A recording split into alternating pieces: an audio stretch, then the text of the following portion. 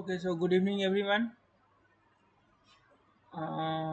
Welcome to the week 5 of online discussion on course Wastewater Treatment and Recycling that is being taken by Manoj Kumar Tiwari, Professor Manoj Kumar Tiwari from IIT Kanpur. Please, anyone confirm, am I audible and you are able to see my screen?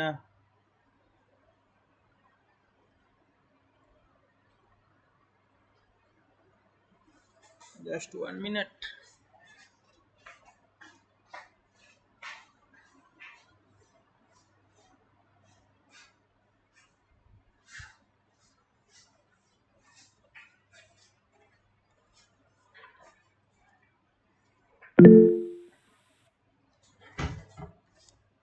No sound. Hello, now?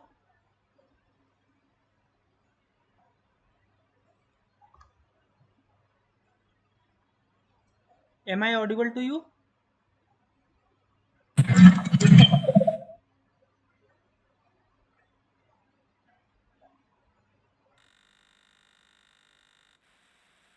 No sound.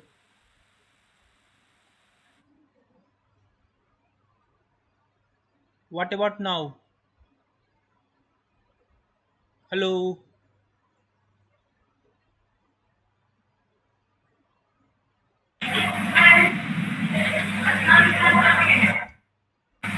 Hello. Yeah, am I audible to you?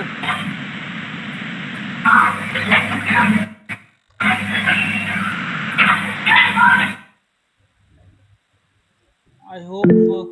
Yes, sir. Okay.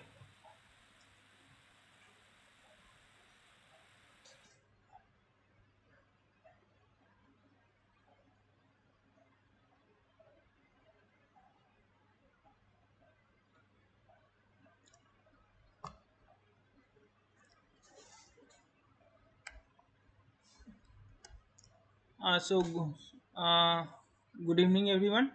Welcome to the fifth week on topic wastewater treatment and recycling. My name is Manyatna Prakash, and I am a student, PhD student in IIT Kanpur. So actually, normally I have my session on Tuesday, but next week I won't be available due to some urgent work. So I have preponed my session to this Friday. But from next onward, you can from next second week, uh, from next week, I will be continuing my session on Tuesday only using from 7 p.m. to 9 p.m. Using this link only, and the recording of this session is always being uploaded on YouTube channel, and the link for which has been already shared with you. So coming to the week 5, we have no sound. What about other? But someone confirmed. Rupali, you were saying that I am audible to you. What about Sanghamitra? Am I audible? Sanghamitra, am I audible to you? Please type in chat box yes or no. Yes, yes, you are audible. So I request Suhas, please. I think it's there is problem from your side. So please rejoin or check your some settings. There might be some problem there. So please rejoin. I think you should just leave the meeting and rejoin. I think sometime it happens in Google Meet. Generally, rejoining will solve your problem. Okay, Hello, I can't hear you, sir. but we are able to hear you. Just 1 minute. Oh, sorry, you are not.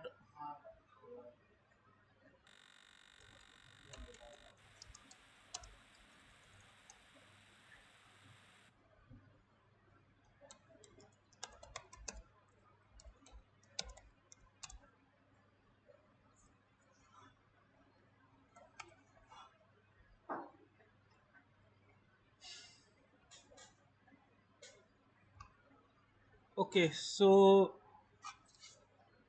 in this week we have focused on four topics.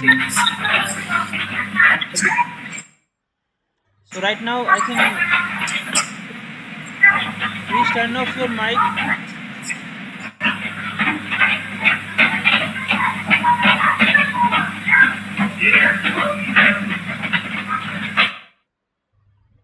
Am I audible to you right now?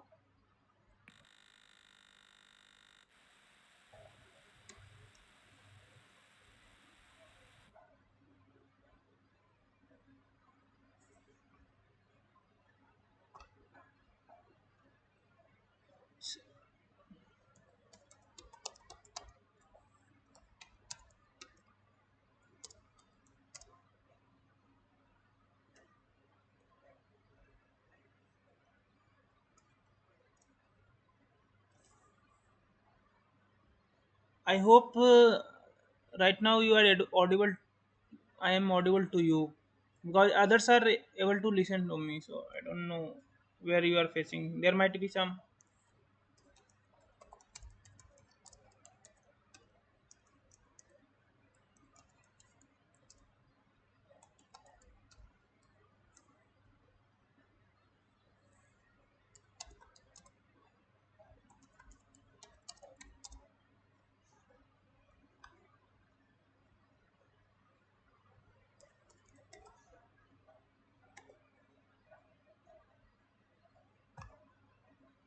Hmm. Okay, so uh, in this big we have gone through these four topics, that is basic of municipal wastewater treatment. So like what are the different treatment unit that a wastewater has to go for its treatment. So till now till week 4 we have seen, on week first we have seen how what is wastewater and all this thing. In second week we have seen some of its property. In third week we have seen its estimation, how to estimate how much wastewater will be coming. And in fourth last week we have seen different equation like mass balance equation and all these things. So so right now, after analyzing all these things, now we have reached at a level where we need, it's like we have to study where will these water go, and what will be its treatment, how its treatment will be done, what will be what will be different unit where the treatment will be done. So we will be looking into some of the basic things, and some basic design parameters, like how what whatever the different components are there in treatment wastewater, and that we have to treat before, maybe before the use of that wastewater, or maybe before disposal of wastewater. So it has to go through some different treatment unit. So what are those treatment unit? We will be looking one by one. So basic treatment, then we have discussed about one unit of screening, then grit removal, then primary sedimentation. In this chapter, we in this week we have generally talked about this these three treatment unit, and this final, that is primary sedimentation. So I will be going through one by one. So before going to the question answer of this session, I have taken this slide from your lectures. So generally what happened, that any treatment unit, whether it is wastewater treatment, treatment unit has to go through different stages. So for wastewater, the different treatment stages has been defined in four stages. That is preliminary treatment.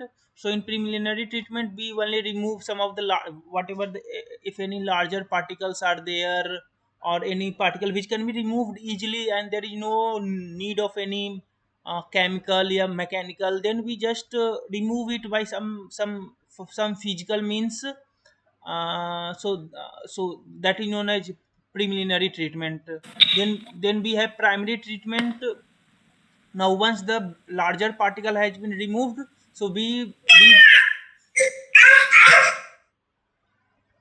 please turn off your mic.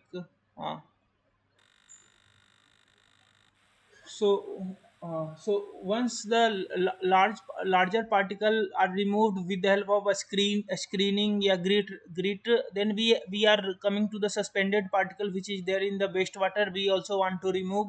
For that we have sedimentation tank. So if you have gone through the lecture, you might have seen that in sedimentation tank we have seen that some suspended particle will settle down due to due to their own gravity, due to their own weight, that we referred as settling. And for some particles there will be need of some addition of some chemical, that is known as coagulation or flocculation. And once coagulation flocculation happen, then that will settle. So we will be looking into that also. And finally what happened, that there is secondary treatment generally deal with biological, because in primary tank, it will be mostly physical, or some chemical will be added. But we know that there is in our wastewater a huge amount of organic matter is there. So there is a need of biological treatment also. So for that we do a second, we have in wastewater treatment, if you there in wastewater treatment there is a separate unit of secondary treatment unit that generally deal with biological thing. So here you can see that primary sedimentation, and secondary, these are name of different units, like low rate process stabilization pond, aerated lagoons, high rate process activated sludge, trickling filters. So these all unit contain some kind of microbial thing, which will with time degrade our organic matter, and our wastewater will be free from any kind of uh, organic matter. Okay, so once these most of the treatment, now what will happen that once the organic matter has been decomposed, so there will be huge amount of nitrogen, phosphorus from released from due to degradation. So there is a need of advanced treatment. So what happened that different treatment unit had has different degree of treatment. So some of the treatment unit, what happened that after degrading it to after degrading all the organic matter, what happened that some of the treatment unit may release, suppose uh, we uh, uh, we all know that there is one criteria, that CPCB, Center for Pollution Control Board. So they have defined. So okay, for if you want to release your wastewater in river or in land, so there is this parameter. So after a particular treatment, if you see that it has reached at that degree of treatment, so generally some of organization follow this trend also, that we can discharge as we have reached that limit, so we can discharge that water to discharge the treated wastewater to some, maybe some land, maybe some river, or maybe to sea. Okay now, so now suppose there is some treatment plant has a this tendency that no, we want to take the treatment unit to some advanced level, so that we can reuse that wastewater. So again, whatever any kind of pollutant is there, or any kind of organic matters, yeah, metals is there, then we have to remove that thing also, so that that wastewater can be reused also. So for that we have this advanced treatment unit. So what will happen that they will first remove nitrogen, because we know that in organic matter there will be huge nitrogen, so there will be phosphorus also. So and there will be suspended solid after even though we have removed organic matter here, suspended solid here, but after degradation of organic matter, there will be some suspended solid again, due to we know that there will be microbes and all these things, so all will again come in the suspended solid. Then again we have metal removal, organic removal. Some dissolved organic will be there in the system, so we have to remove that. And then dissolved solid, we know that after treatment we have added some chemicals or something, so there will be some dissolved solid in the system also, so then we have to remove that also, so that we can reuse. Remember, advance is only done when we have to reuse it, because we don't want to invest too much in the treatment unit if we do not want to reuse that thing. Okay now, so the reuse advanced treatment is only when we have to reuse for maybe for drinking purpose, for maybe for irrigation purpose, yeah, for agriculture purpose, then only we go to the advanced level. But once the secondary treatment has been done, after secondary treatment, some maybe filtration can be done, and after that they discharge it in the river or in in land. But if you are going through them some advanced, if you are going to advanced treatment, then your aim is to reuse that water for maybe for drinking purpose or for other treatment. Okay now, so this is overall idea of your wastewater treatment. So this I think agree, what are those different unit has been discussed in your lecture. So for more detail you can always refer to your lectures. Okay na. So this I have already done. We have preliminary treatment, a screen to remove larger debris. So we know that in wastewater there will be some debris, stones, or larger suspended particles will be there. So we remove. Then we have grit chambers to remove sand, gravel, or other heavy particles. So between fine particles and between larger particles, there will be something called sand. We know that in wastewater, too much sand will be coming from nearby area and all these things. So because we know that wastewater is collection of many things, domestic wastewater, runoff, and all these things. So it will contain some kind of sand also. So we have for that we have grit chamber. Okay, then we have primary treatment. Primary sedimentation tank is there, allow solid to settle down. So whatever the suspended solid is there, that will settle down. So a proper arrangement is done a proper sedimentation tank is designed, and there are different criteria to design that sedimentation tank. We will I think this has been also discussed. Design of sedimentation tank must have been discussed in your lectures. Then we have biological treatment or secondary treatment. So that contains aeration tank where biological degradation of organic matter occurs using microorganism. Then we have secondary clarifier to settle the biological mass form in the aeration tank. So this what is this aeration tank we will be discussing in this has been also discussed. So what happened that we have organic matters, and that organic matter has was consumed by microbes. So after that again there will be some mass form that in last slide we were also talking some solid will be forming, because what will happen that those microbes will die with time. So in the process I think in week 6 we have been there is a great discussion about means in detail we have discussed how this secondary treatment happens, and what are different which organism is responsible for secondary treatment and all these things. Okay na. So so we have similar to primary sedimentation tank, we have another secondary sedimentation tank where this biological mass forms, and our system is free from organic matter. Okay, then we have tertiary treatment.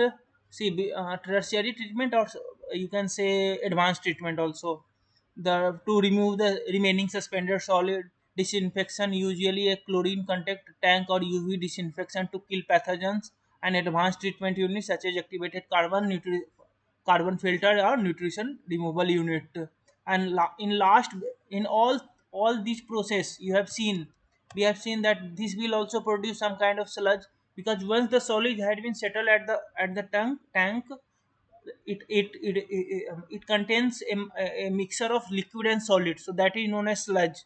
And that contains huge amount of organic matter, inorganic matter.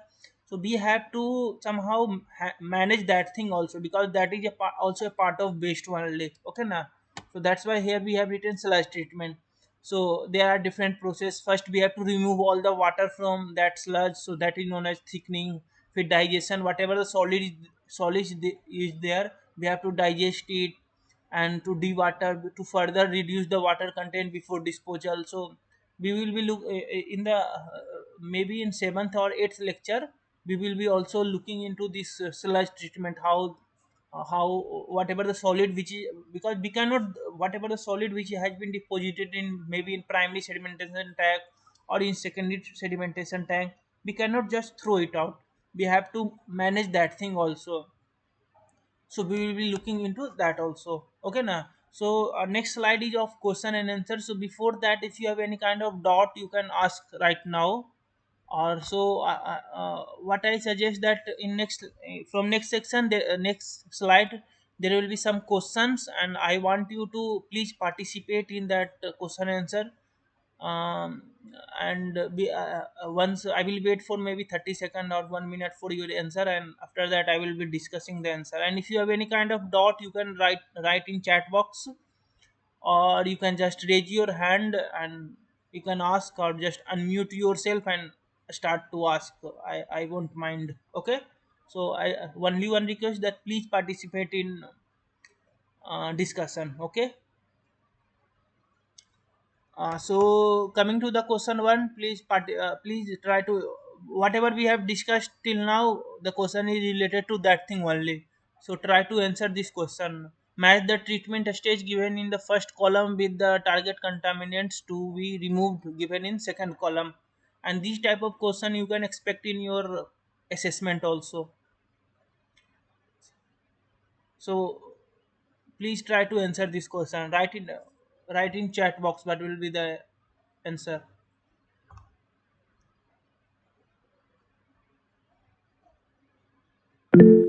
C. We have got one answer. C. C. C. A. B.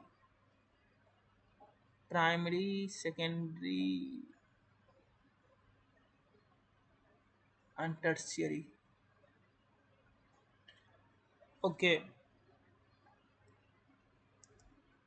Yeah, C is correct answer. You can see C is the correct answer. So I will be I think I have already discussed it, but again I will give a brief discussion about this primary treatment. Target contaminant to be removed in primary treatment. We remove suspended matters that we have already discussed. Explanation: primary treatment is the first stage. Actually it is second stage, but preliminary treatment is already considered as one, because we cannot send our wastewater, because see, uh, the, remember one more thing, just 1 minute.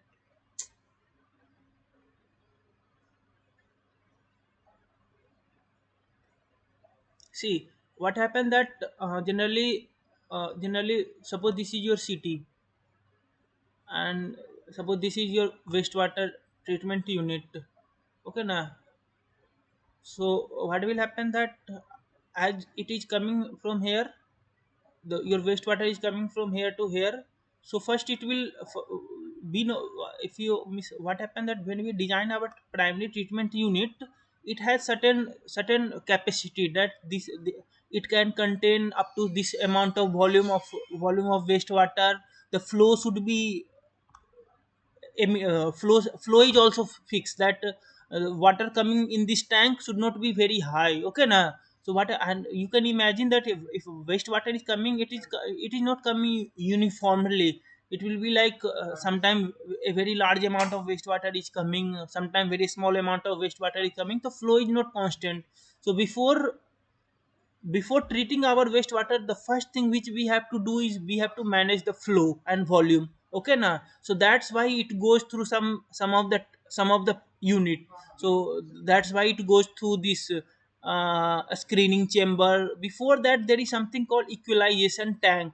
There is one question related to equalization tank also. So what happened that all the water which will be coming here will be like coming here, and in this tank, as name suggest, equalization tank, so it will equalize the flow, so that once it goes through the other unit, the flow, whatever the capacity of that treatment unit, maybe Q is fixed, V is fixed, that particular amount of water is going into that treatment unit. We cannot send high amount of water in that unit, because it will just destroy our system. Okay na, so whole treatment, because once this treatment unit are constructed, a huge amount of sum is invested. So we have to make sure that whatever is the capacity of a particular unit, that amount of water is being given to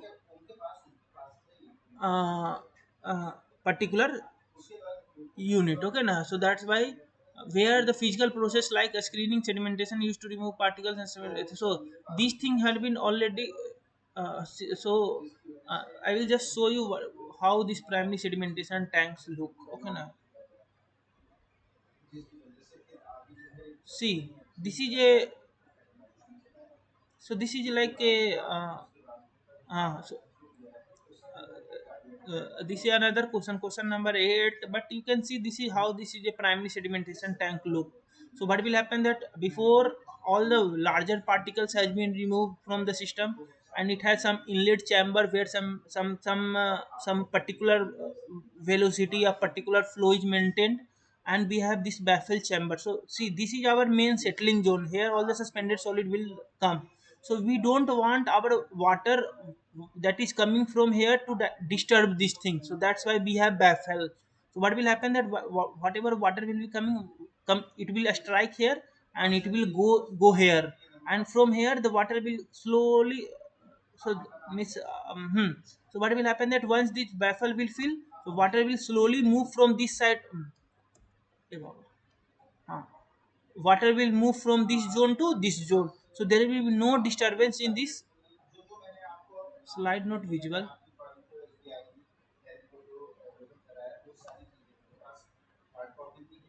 I think Yes, slide. it was visible.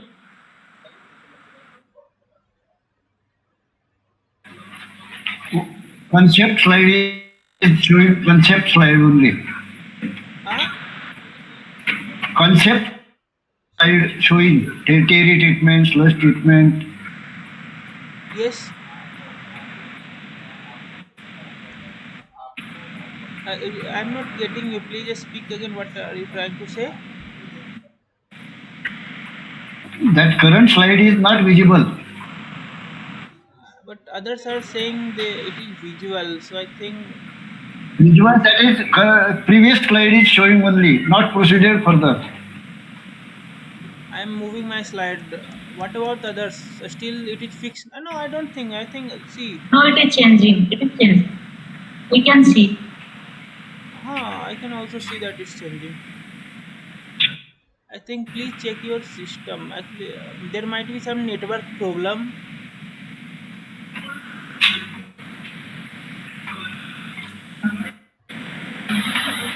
Please, if you, Mahavir Rana has left the meeting.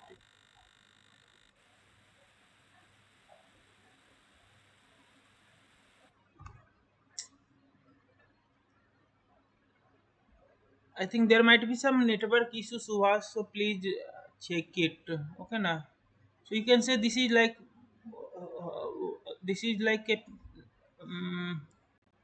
a primary sediment. Water will be coming here. We don't want to disturb our settling zone. That's why there is a baffle channel, and water will slowly move here. So there are different. We will be coming to that thing also. What is the controlling thing, which is how this is designed and all this thing. Okay, now. So once this is, and after settling, keep on moving from here to here, and finally the water will come to this side, and it will go to second unit, that is secondary unit. Okay, now. So I was in this slide, question number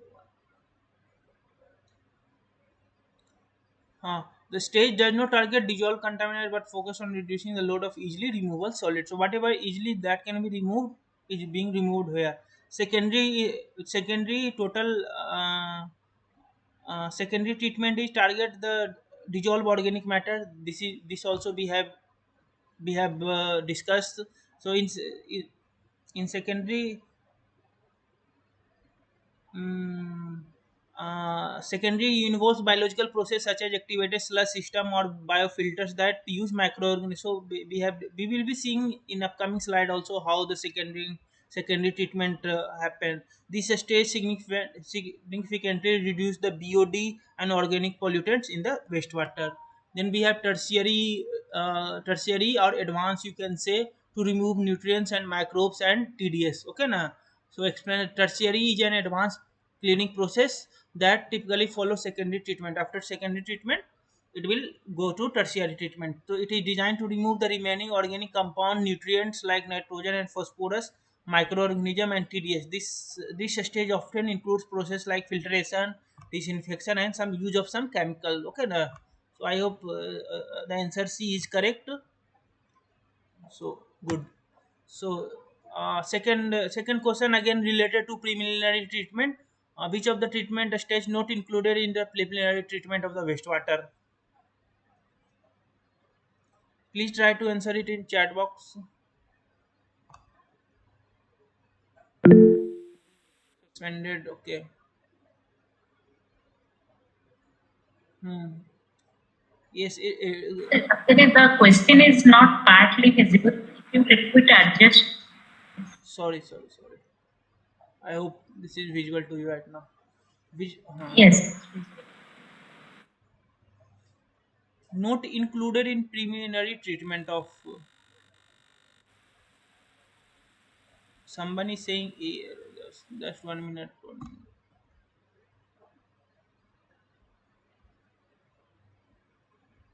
Oh.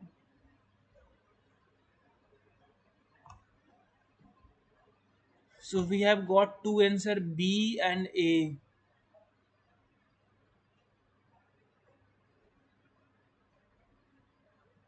I don't know why B. Preliminary treatment is the first step of the treatment process, focusing on the removal of larger and easily separable contaminant to prevent damage or clogging of subsequent treatment unit. It typically involves the following.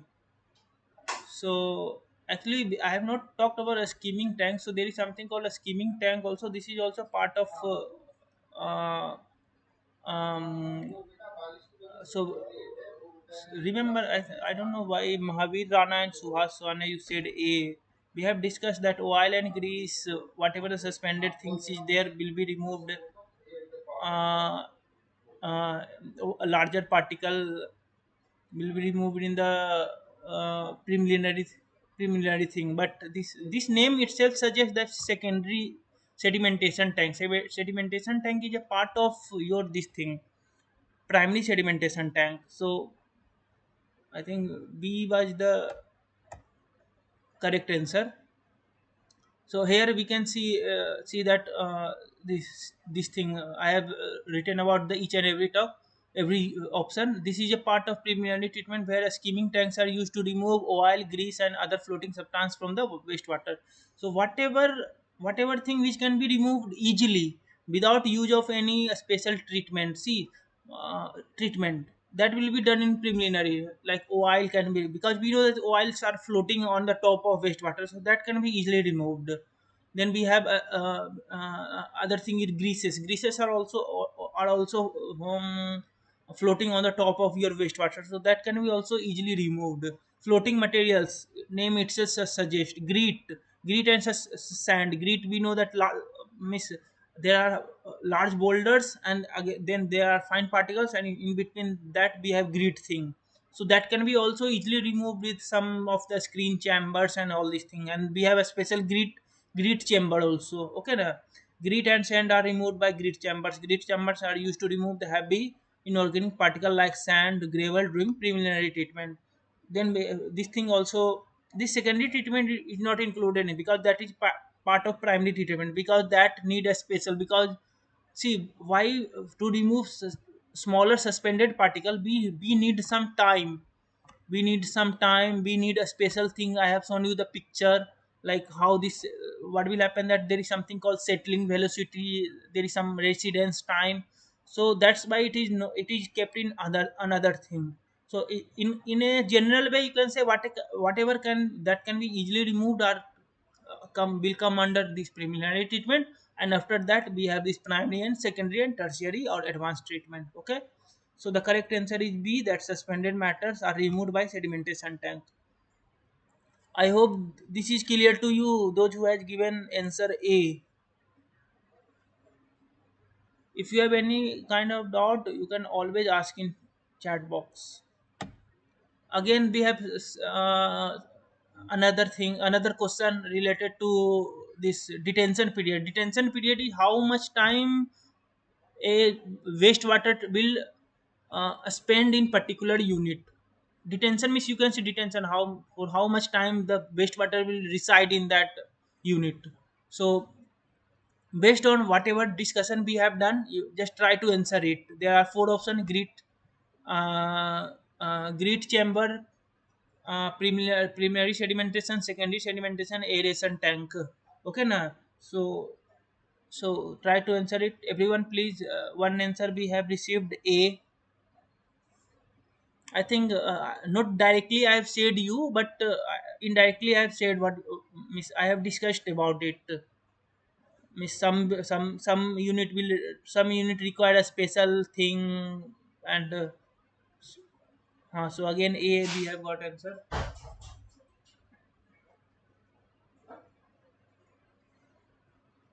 A. Okay.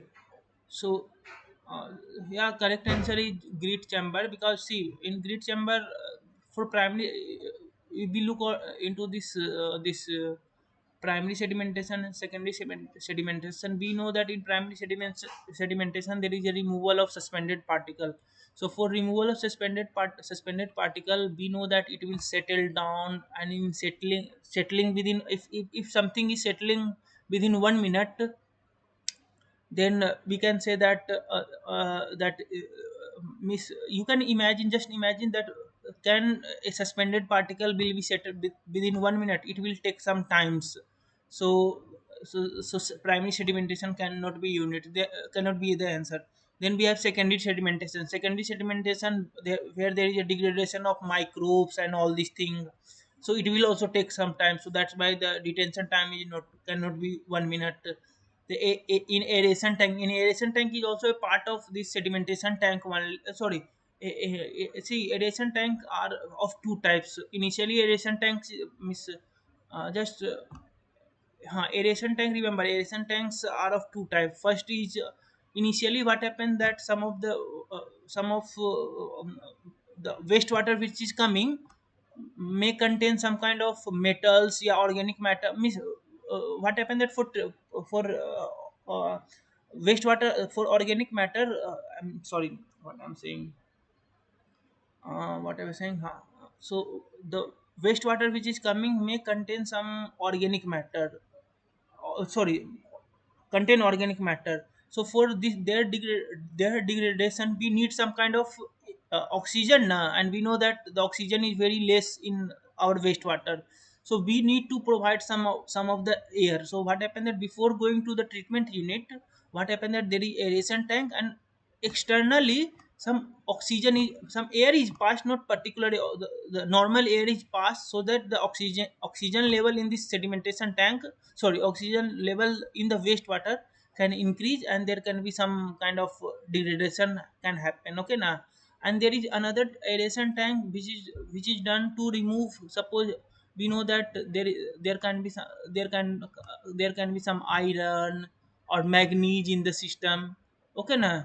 So what happened that the water is also passed through that sedimentation tank, and this iron manganese react with the oxygen coming from this system, in the oxygen coming, oxygen coming from this aeration tank, and it will form some kind of precipitate, okay now. So generally in this discussion we won't be talking about this aeration tank where iron, because what happened that this iron and oxygen react with each other and they form some kind of precipitate. So here we won't be discussing about this thing, but remember that air is required for proper degradation, okay now. So because their air will contain some kind of oxygen, okay. Hmm. So detention period is grid chamber typically function we have already discussed. So short detention allow this haber. So what happened that we know that particles are haber. So with time, the haber particle won't require much time for its settlement. So that's why the detention time, water will come, will reside for 1 minute, and it will just move away from that chamber. So this is what here written, that grease chambers are designed to remove heavy organic particles like sand, gravels, and other dense particles from wastewater. The short detention time allows these heavier particles to settle, while lighter particles remain in the suspension. Lighter particle will again go to the another unit, and it will suspend. Okay. So, talking about other treatment unit, primary sedimentation tank, generally the retention time is 1.5 to 2.5 hours. The process allow the heavier organic solids to settle out of the wastewater. Not or have actually see this not heavier.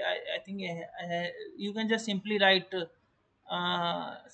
suspended solids. Okay, no, not heavier.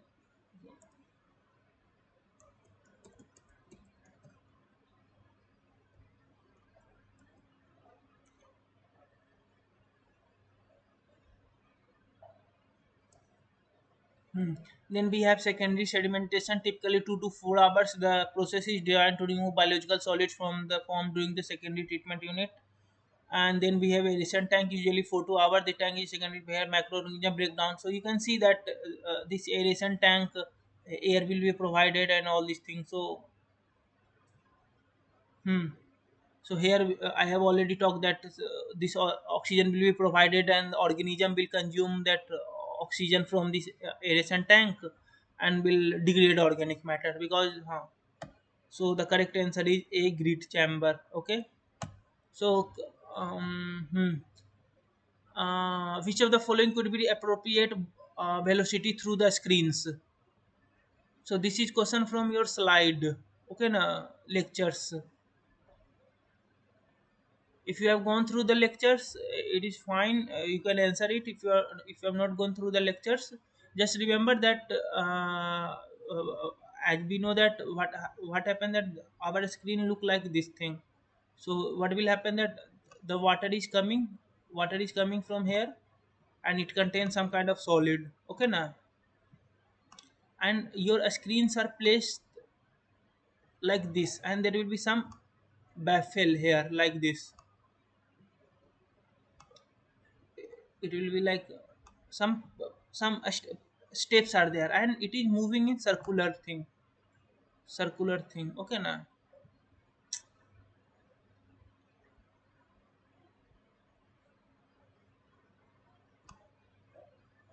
Huh. So what will happen that it will,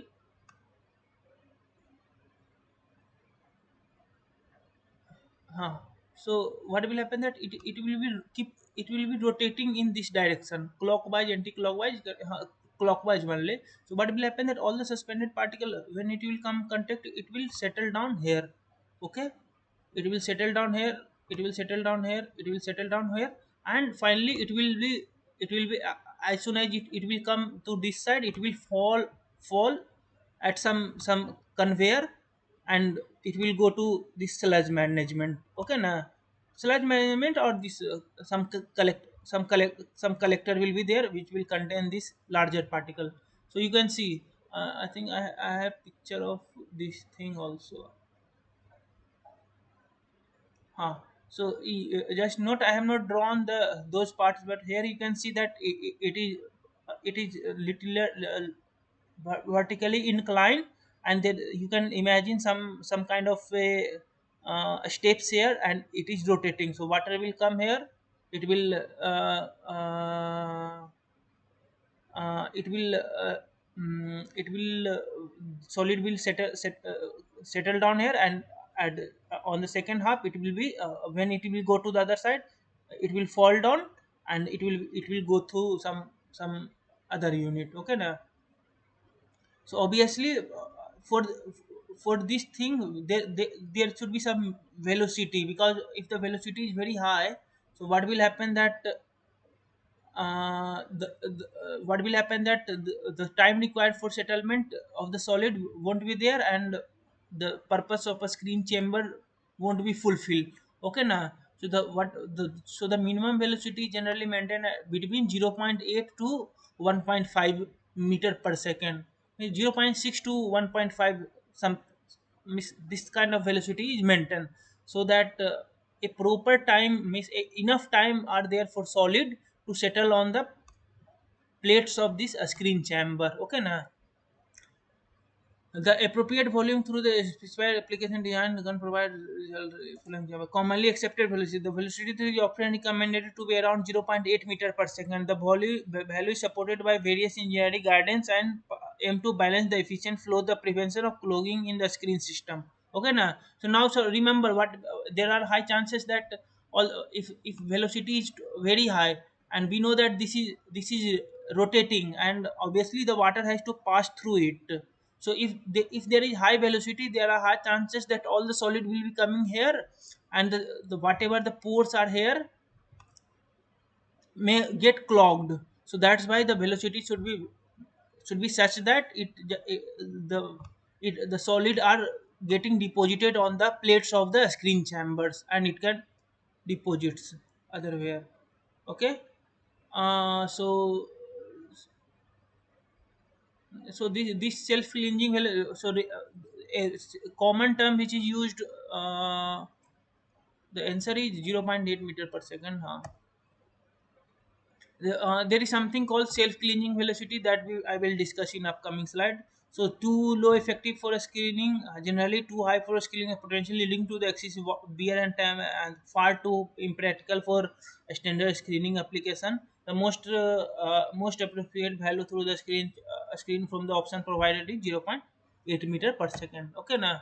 So another question which I have discussed initially, equalization tank.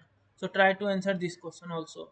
The equalization tank is used to see if you have any kind of dot. Yeah, if you think I am speaking something, I am saying something wrong, just try to. You can just raise your hand. Yeah, just can type in chat box. Equalization tank is used to. I request everyone to participate. Just don't sit here.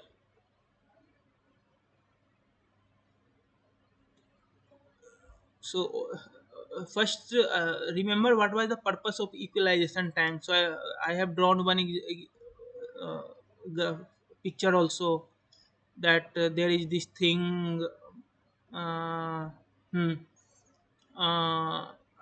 Remember two three things. First, water is coming from, a huge amount of water is coming from our, from particular area to a treatment unit, and we know that each treatment unit has a particular capacity, like it has particular, a particular flow, particular volume. So that's why we have to regulate all these things. So that's why this equalization tank is used for that thing only. So equalization tank is a type of storage tank used in wastewater treatment system to manage the variation in flow and pollutant concentration. It is primary role is to provide a buffer that smooths out the fluctuation in both quality and quantity of incoming wastewater. Okay, so this thing, because we have to see, if we are looking into quality, see quantity, we can understand that each particular unit require this much of wastewater.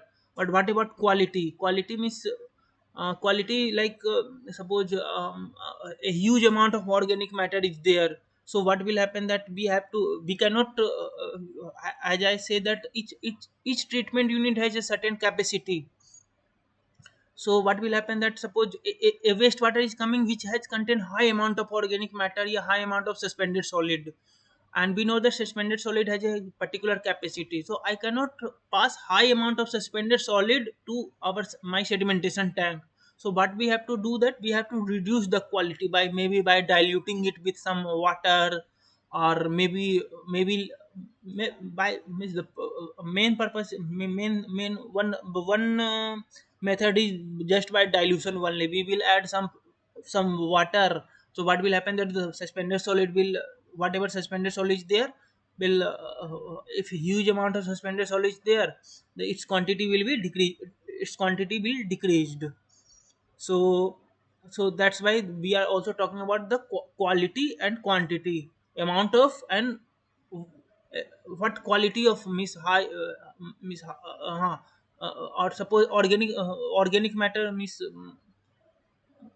So I think I have given an example of quantity only, that high amount of quality there. If we are talking about sorry, quantity only, quality means like, maybe, too much nitrogen is there, too much phosphorus is there. So we have to take a means there. See, in each treatment unit there will be some kind of a testing, like, what kind of wastewater is there. So if we treat and see that a huge amount of nitrogen is there, a huge amount of phosphorus is there, yeah, very low dissolved oxygen is there. So depending upon that, we have to take some action, because we know that after sometime it will go through suppose, for example, suppose it has very low amount dissolved oxygen, very amount low of dissolved oxygen, means a high organic matter is there.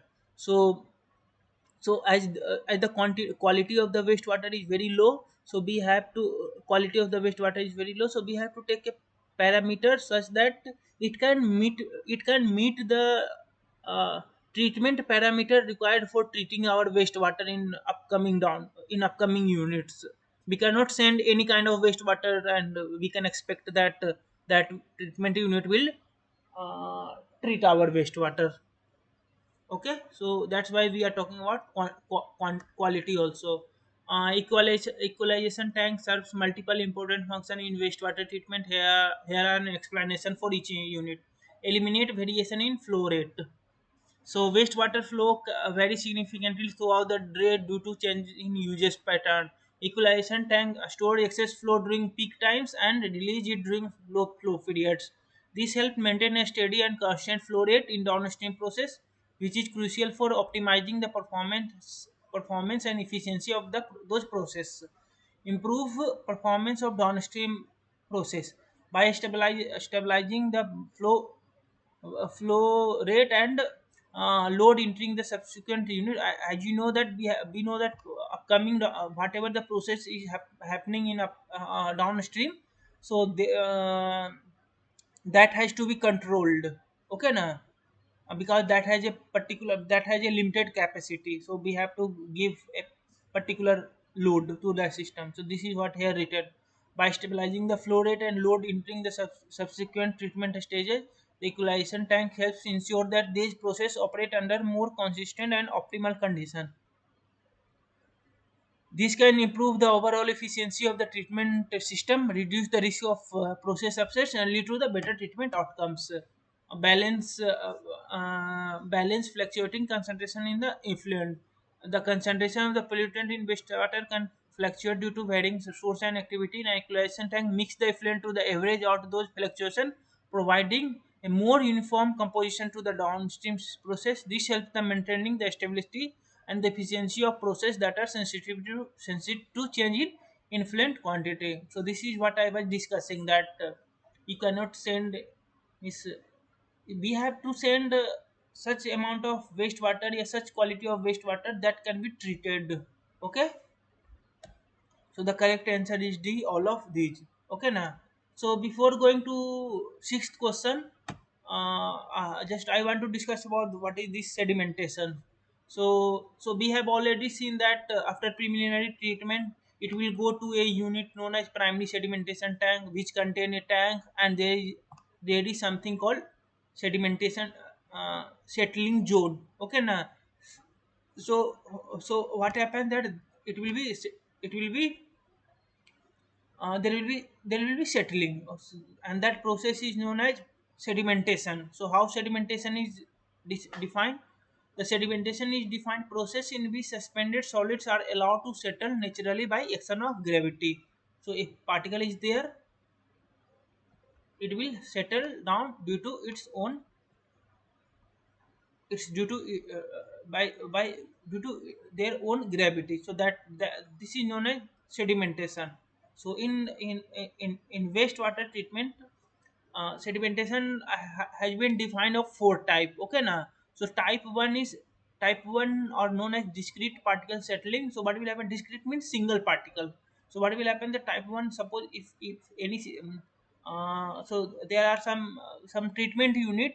So these are some assumption. Okay, now. So like for particular unit, we assume that particle will settle, the particle when it is settling, it won't disturb other particles. So individual particles settling do not interfere with other particles. So that is known as type 1 or discrete particle settling. Okay, second is type 2 or flocculent settling. So remember initially what happened, that in primary sedimentation tank, we know that in middle we have settling zone. So here we assume that particle will settle on its own due to its gravity. And what it is also assumed that whatever the particle is settling, suppose one particle is settling, it will settle independently irrespective of position of other particles. So if this particle is settling or not settling, this particle will settle. Similarly, if this particle is settling, it won't be affected by this particle. Okay, so that is known as part 2. Now we know that there is this particle is settling due to its own weight. Okay, now. So now what happened, there will be some kind of particle whose mass, yeah, weight is very low, whose mass or weight is very low, that it won't settle on its own. So what happened, that there is a need of some modification. So we add some kind of chemicals. So what will happen, that this chemical will change the property of this particle. And what will happen, that the the nearby particle will get accumulated here, and it will form a larger particles, that is known as larger flocks. So initially, suppose what happened, that suppose your generally clay is there, suppose organic matter, a suspended particle in the form of clay is there. So what will happen, that it will be in negative forms, its surface will be negatively charged.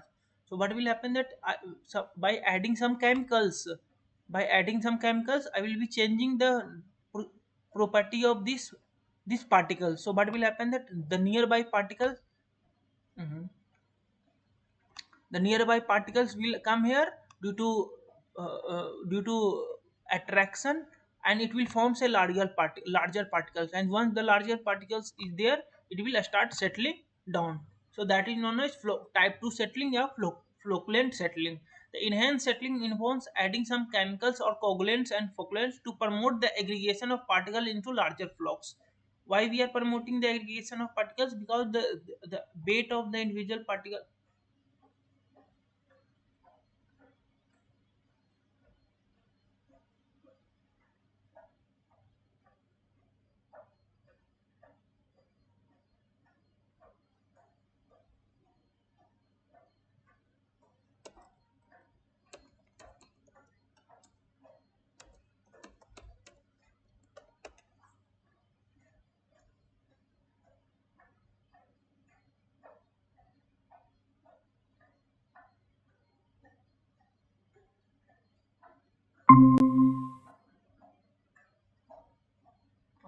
Sorry, I think there was some network issue from my side.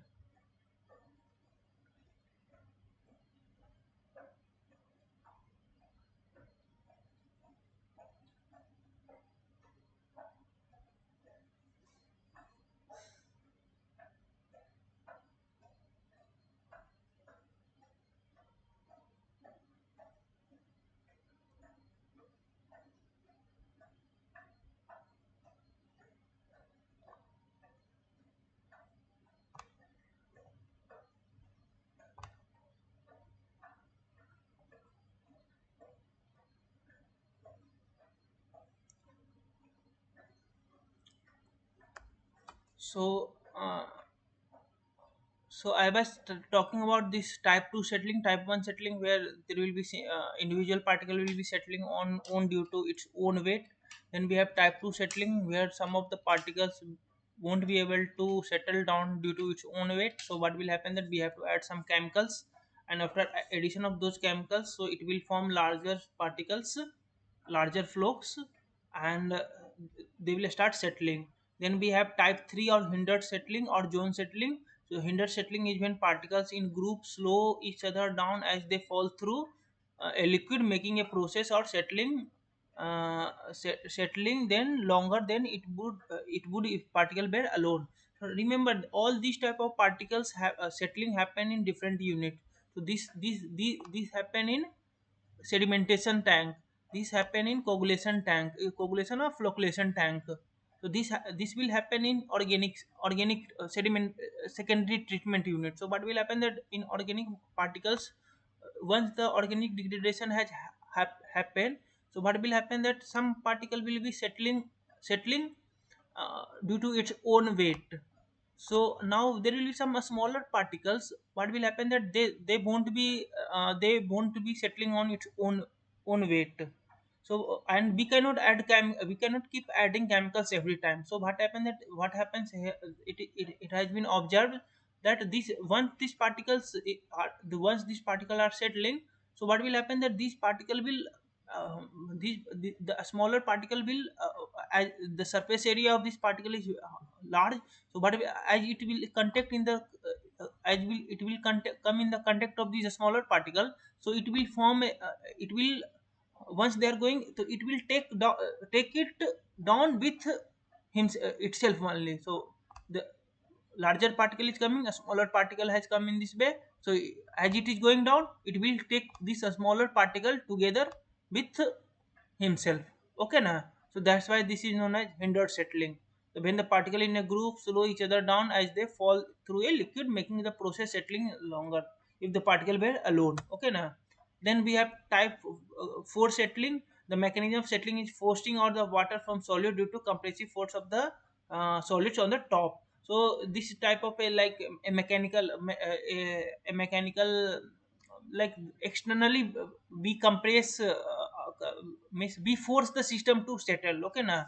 So some force is done. So here mechanism settling, forcing out of water due to compressive force of the solid on the top. So what will happen that a system is there, and the high amount of solid is there. So what will happen that it will compress each other, and what will happen that the water will come on the top, and we can see there a large amount of solid at the bottom of the tank. So this is known as type 4 or compression settling. Okay na? So you will in primary sedimentation tank, you will listen about type. Generally question ask which type of settling occur in primary sedimentation. So we have type 1 settling, then type 2 is Yes. Hello. We do differentiate between type 1 and type 3 settling. Type Sorry, type 2 and type 3 settling. type 2, like type 2, we are adding some kind of chemicals, but in type 3 we are not adding any chemicals or anything. What will happen that in so just 1 minute.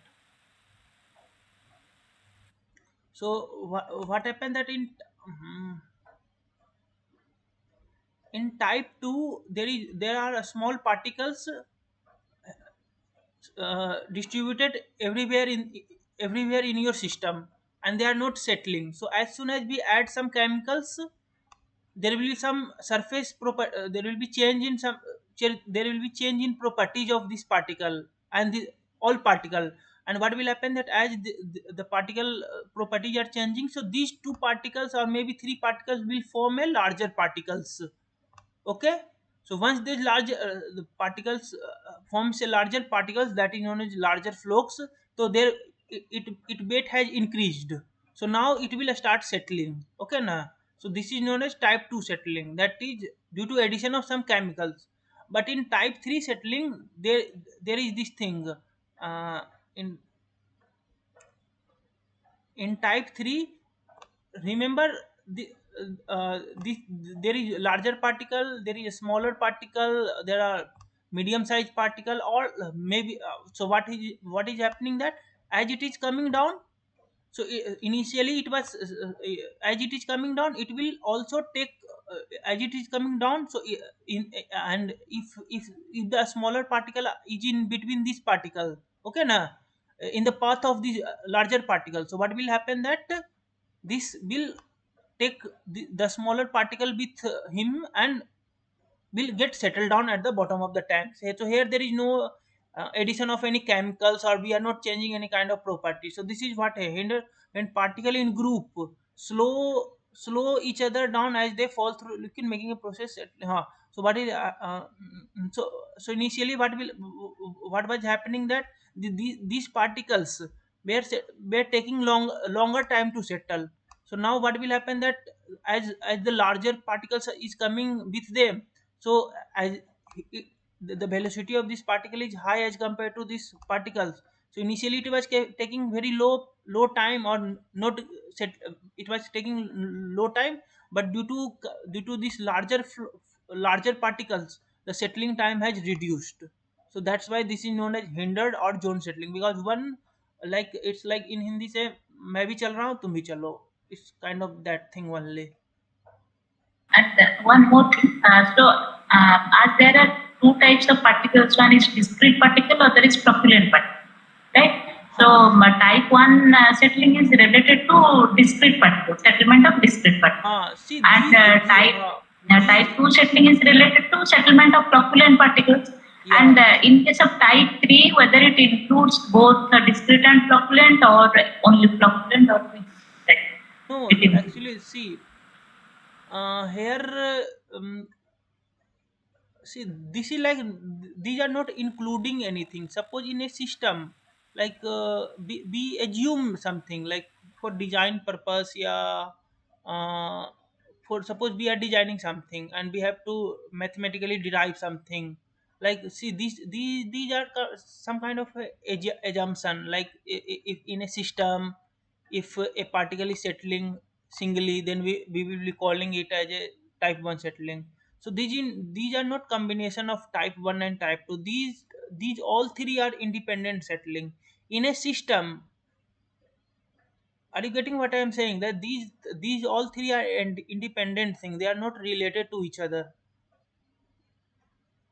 No, yes, I understood, but we will check again. So actually, particles can be discrete particles or flocculent particles. And discrete particles, obviously, they are having greater specific gravity. They Ha ha ha. settle individually, as we discussed in type 1. But flocculent particles, they cannot settle properly, and in combination, they may settle, or if we add coagulants, they may settle. So, but in case of type 3, as you told, particles, they settle in a group. So, whether that means all types of particles, so whether it is discrete or flocculent, all type of particles are included, or that is what. No, as I have said earlier that this is happening in sedimentation tank, this is happening in coagulation tank, and so this is happening in our this secondary tank. So here miss like we don't discuss about this discrete particles or addition of chemicals and all these things. So this is happening in another tank. Okay, now. So so generally like different like there is one table also. I'm not right now I don't have that table, that for what particular density or g which kind of settling will be happening, so it has been also been defined. So generally That this means it is in during biological treatment, in settling biological that, directly biological settling up. this is happening in biological treatment unit. Okay. So do not include do not try to miss. You can just compare that this is happening with this kind of particle, this is happening with this kind, but they are independent of each other. Did you get it? Okay. Okay.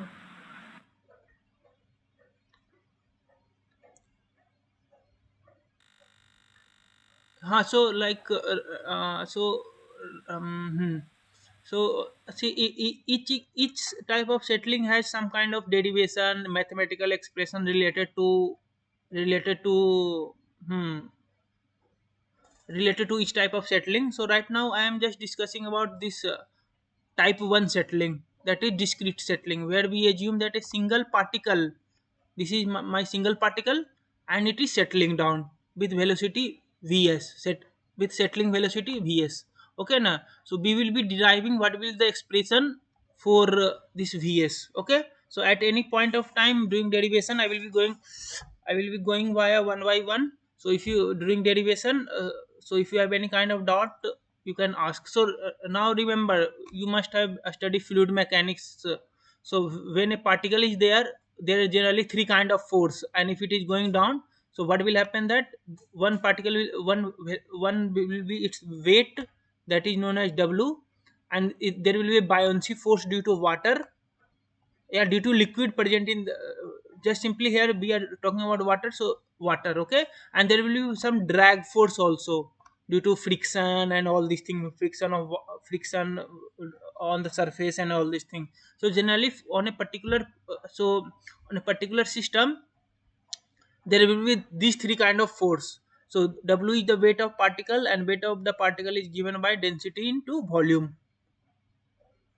So 4 by 3 pi r square into its density. Similarly, buoyancy force will be given by volume into density of the water. So 4 by 3 pi r cube into gamma w, where r is the radius of this particle, and there is drag force is given by this empirical formula, that is half cd density of the water into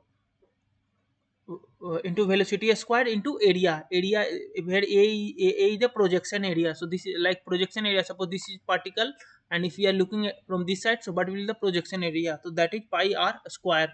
Okay now, cd is drag coefficient, rho w is the density of the water, ap is the projected area, v is the velocity. Okay, so now we suppose what will happen that initially in your sedimentation tank, what will happen that a particle is coming. So initially what will happen that it will have some its own velocity, and after some time what will happen that it will start settling with a constant velocity. And when a constant velocity happen means there is no acceleration, means force are equal. So and so force are equal, so and that point is known as t equal to t equilibrium. T equilibrium means there is means it has there is net force on the system is zero. So as net force on the system is zero, then buoyancy force plus drag force will be equal to its weight, and that can be rearranged at fd is equal to w minus fw. I think this is clear to you. So I will be substituting all the value, that is half CD, rho W, velocity square, drag force is given by this thing, weight is given by this thing, buoyancy force is given by this thing. I will be taking common, then we have gamma S minus gamma W, then we have 1 by 2 CD, B square, this get cancelled, then we have R, and we know that rho W is equal to rho W is given by gamma W by G, and the radius is given by d by the this is a specific density. Just I don't. This is a specific density. Nah. So this rho w is given by gamma w by g, and radius is half of the diameter. So I have put all those value. So here half CD rho w has been substituted with gamma w into g. V square is V I think square. the rho W is the specific gravity of water, Ha ha. rho W, and that no, that gamma W, and Gamma that rho w. W is density. Ha ha ha. So this is a specific density, and this is normal density. Okay. So this I good. So just check it out. Huh. So what I was saying, that I will be substituting the this instead of this rho w with this gamma, and I will be putting this value, and we this r will be substituted by d by 2. So fine, and at the v at the t wherever t equilibrium, velocity will be given by this settling velocity, and gamma s by gamma w can be known as gs. Okay now, gs of the particle. So gs is a specific density of the particular particle. So if we write the density with respect to water, then that is known as a specific density, that we all know. So the gs is the specific density of the particle. Okay. So again we are substituting this thing, that we are just taking two this 2 and 2 get cancelled out, cd is there. This, and I have this gamma w, I have taken take it took it this side, then the gamma s by gamma w is known as gs, and here we have 1. So finally we have the formula of settling velocity, that is vs is equal to 4 by 3 gd into gs minus divided by cd. I hope this is clear to you. If miss, this slide will be shared to you, but still you can take a screenshot. There are more thing. Into next slide we had different condition, that in different condition what will be this vs. Okay na. Okay. So this vs is given by 4 by 3 gd into gs minus 1. Okay na.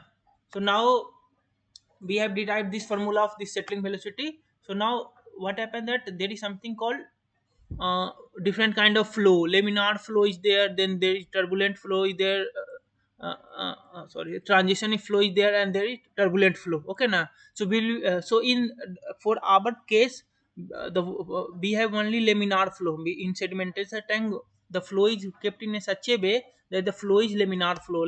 I think you should go and look the definition of what is laminar flow, what is transition flow, and what is this turbulent flow. Okay na. So and all the sir, please share this slide pdf. This slide will be pdf of this slide will be shared with you. I think these are shared with you via nptel team. Please check your mails. They must they after each and every session, they just shared the slide. Okay na.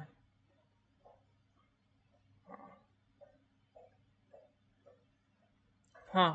So now the defining parameter, means suppose when will there will be laminar flow. So when there is something called Reynolds number. The Reynolds number is given by density into velocity into d divided by dynamic viscosity. So we know that for every liquid there is something called viscosity. Okay na. So if the Reynolds number, that is Re, is between 1 and 0.2, if the Reynolds number is 1, if Reynolds number is less than 1, then we say that it will be laminar flow. And generally it happens that when diameter of the particle is less than 0.1 mm, then we see that there will be laminar flow. And okay na. So these are two conditions for, see, this is not a miss the from diameter, we can only say that there are high chances that it will go to the laminar flow, but this is not always true for d. But if re is less than 1, then we can say that the flow is laminar flow. Okay. So and as per Stokes law, there is something called a Stokes law that in laminar flow the drag coefficient is given by 24 by Re. Okay, so this is some empirical formula, and they have derived it. And once we know that Re, and we know that the formula of Re, that is rho Vs by d divided by mu. So we will be substituting it, and it will be 24 mu, either in form of dynamic viscosity or in the form of kinetic viscosity. Okay, and what will happen that I will be substituting the CD value here, and if you substitute the CD value here, you will get the Vs is equal to GD Gs minus 1 into 18D. So remember, for our case, that is for sedimentation tank, generally this equation is used. Okay, now that is GD square into Gs minus 1 divided by 18 mu.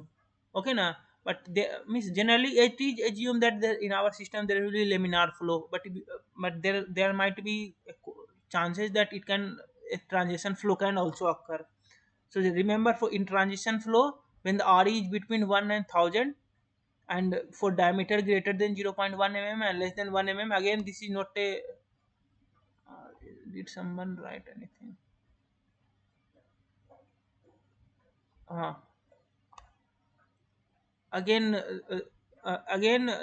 this cannot be true, but if R is between this and this, it will be transition flow. Okay, na, transition flow, and here the CD is given by this thing. Okay, na, CD is 24 by Re plus 3 by under root Re plus 0.34 R Excuse or me, one thing, you have written after laminar flow R equal to rho VSD by mu, huh, and you have written less than 1. Means it is applicable if RE is less than 1. And huh, again we have written and D less than equal to 0.1 mm. huh, Means RE value less than 1 and diameter is less than equal to 0.1 mm. huh, miss, see, this is not a, see, that's why there is miss, huh, yes, here I have used less than equal to 1, and here I have used less than 1. Here again I have used not less than, just greater than 1, and here greater than equal to this thing, and again here this thing. So we have just set up a boundary, like if you go to particular book like Metcalf and ED, and here there also you will be seeing this thing only. Did you get it? Unit of, we will be Yes. discussing the unit of dynamic viscosity in upcoming slide. Hello, who was asking this? Okay, okay. No, this. Yes, I understand. So here we have just defined one boundary. Okay, na, that remember, just actually this means don't focus on d diameter thing, but means there are cases also where diameter is greater than 0.1 mm, but still it is laminar flow because this due to Re. So the main thing which define our laminar flow is this Re only. Okay, na, this Re should be less than this thing. So actually when miss, I'm just here I am just removing about D.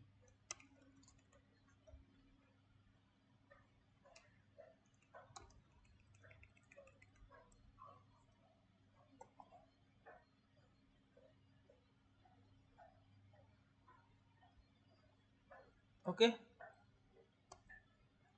so now what you can do that generally suppose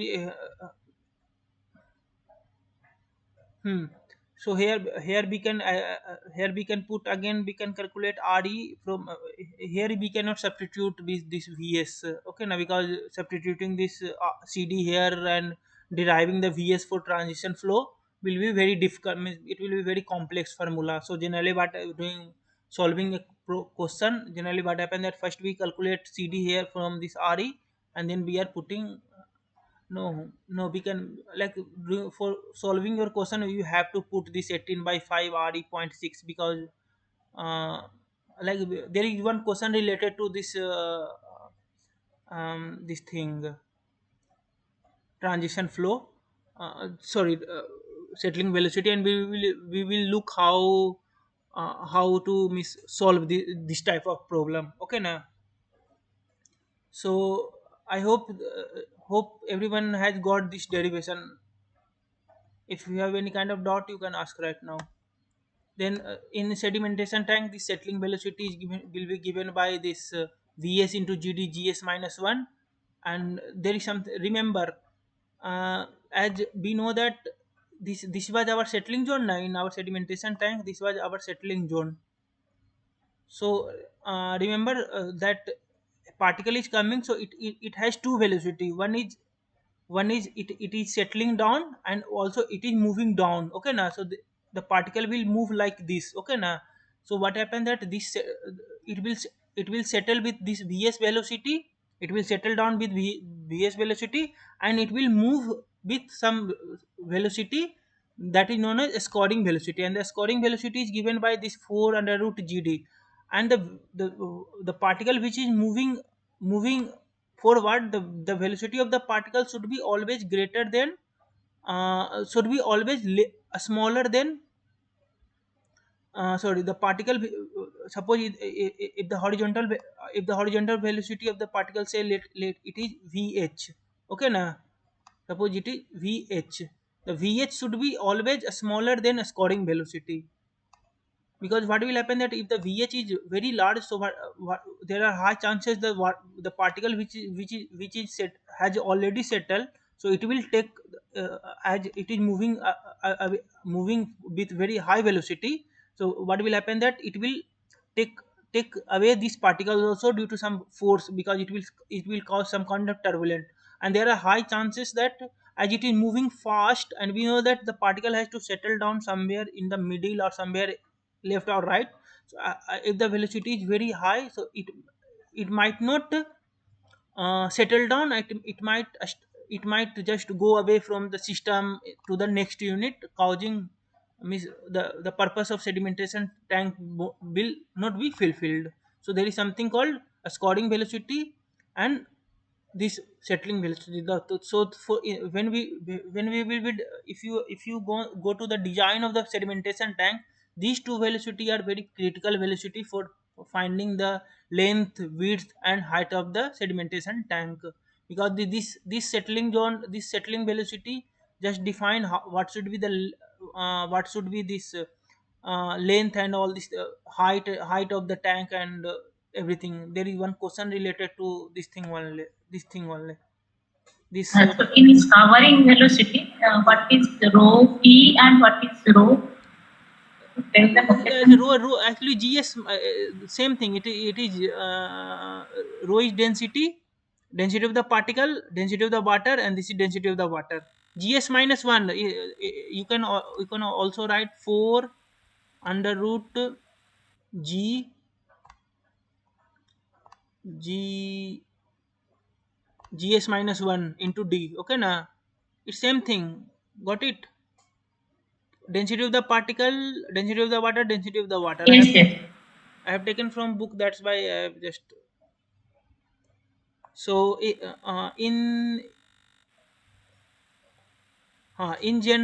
generally for organic matter, sorry, for, as it is, most of the thing are inorganic matter. Whatever in primary sedimentation, most of the all the particles are organic, inorganic particles. So G is generally 2.65 in general. Remember, if you have to solve any question and no data is given, so you can just assume that all the particles are inorganic particles, so G will be 2.65. These are the density of the particles and density of the water. And someone was asking the unit of this. Remember, hmm, this mu is kinematic viscosity, and this is nu, and this is mu. Mu is dynamic viscosity, and nu is kinematic viscosity. The unit of kinetic viscosity is 1.102 meter square per second. And we know that this relationship, that uh, um, uh, kinematic viscosity is dynamic viscosity by density, and the unit of density is kg per meter cube. So you can always put value here, meter square per second. So unit of this this will be coming in some Newton. You can just derive the unit. Someone was asking the unit of this kinetic viscosity. So remember, this is meter square per second of each of kinematic viscosity. You can derive the unit of dynamic viscosity. Got it? Who was asking the unit of? Okay. Subhas, huh?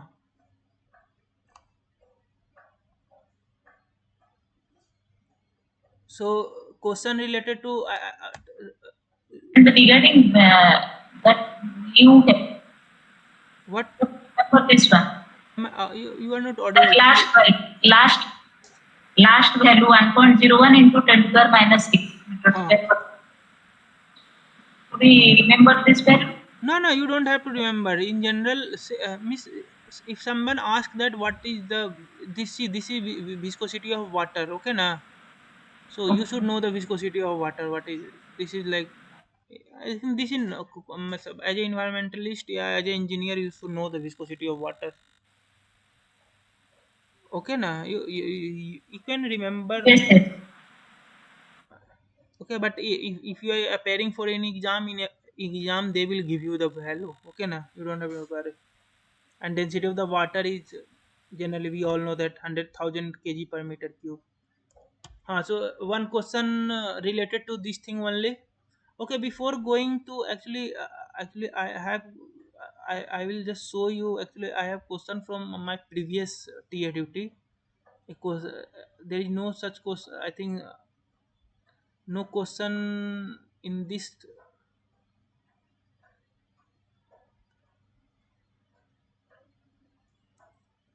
Just take 4 5 minutes of time and try to solve this question.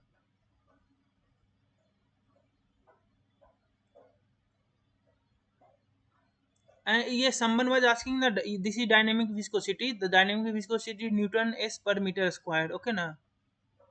So take your. I think. Do you want to solve first? Yeah, I should just directly show you because we have only half hour left. Okay, just I think we have less time, so I will just so how this thing is solved. Okay, na. So remember this. We know the terminal velocity or settling velocity is given by this thing. So first we have assumed the flow is laminar flow. We don't know about the flow. Okay, na. Why we have assumed that we know that the diameter is given 0.2 mm. So we have it is less. Oh, it is less than what was the I don't know. So remember actually that's why I am saying that the this flow can be anything. Here also I have written. Hey Baba, where did my mouse went?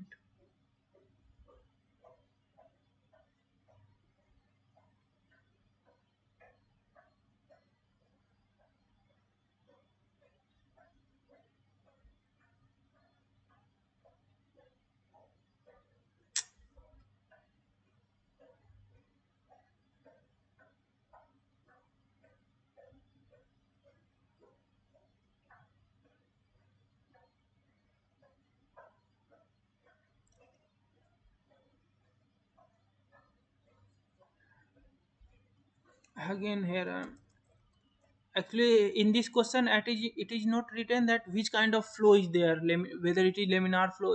You are all able to see my screen now. Yes.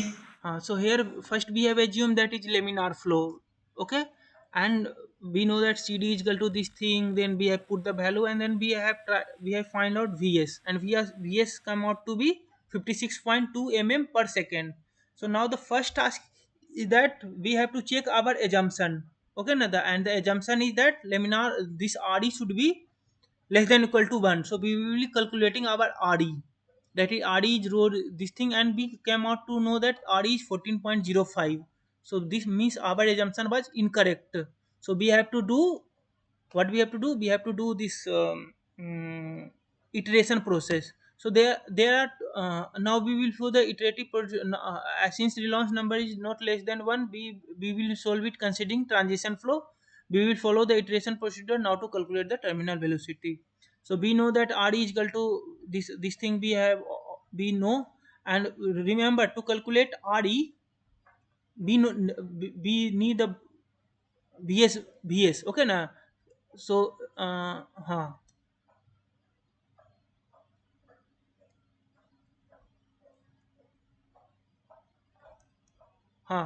So our Vs was this 56.2 mm per second na. So what will happen that this is my CD 18.5. So I have two option. First option is that I can directly put the value of this CD, that is 18.18 divided by RD key power point 6 in this equation, and we can solve for new Vs. Okay na. Our second method is that we can use this velocity where this 56.2 mm velocity. Just see, so this RE is 18.2, and CD is equal to the CD will be this and we so actually actually there are two processes that either we can substitute this CD on this equation, and there is another method where we can what we can do, we can use the previous Vs value that I have calculated from laminar flow. And we can always we have to use that Vs for calculating CD. And this CD will be whatever the CD will be coming, we have to put in the equation, and then we will be getting new Vs. So that method is considered as not so correct method, okay na. But here what I have done, I have done this CD 18 by mu view, and this CD is equal to this thing, and Vs is this thing, and I have substituted this value here, and I have calculated Vs, okay na. And Vs has come out to be 0.031 meter per second.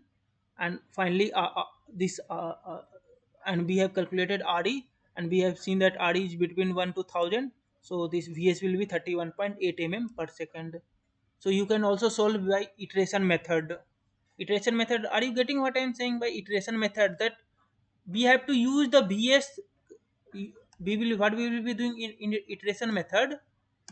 We have got this Vs na, this Vs 56.2. Based on 56.2, I will be calculating.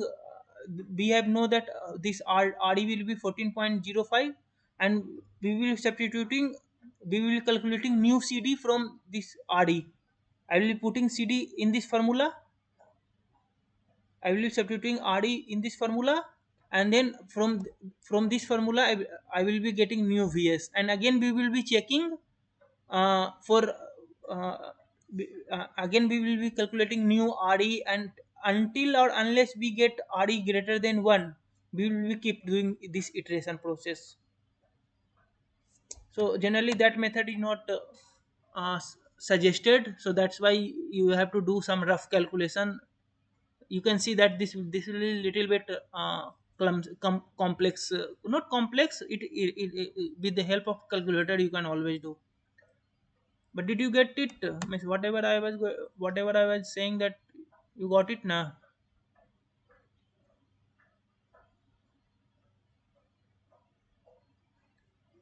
Yes or no, please. Hello. Yes, but we could solve by ourselves. After the class, if we do, then it is. So you can just take a screenshot of the question. Just try to solve it. Your Try to solve by both method. Okay, na. Okay. This was your question. This is your question. Like, take a screenshot of this question.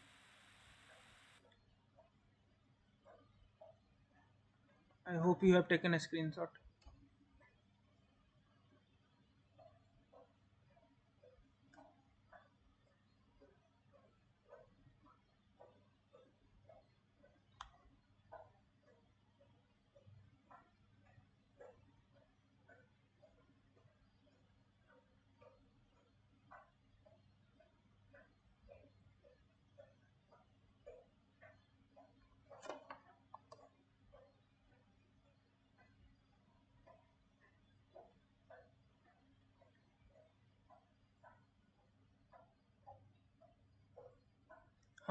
so we have another question.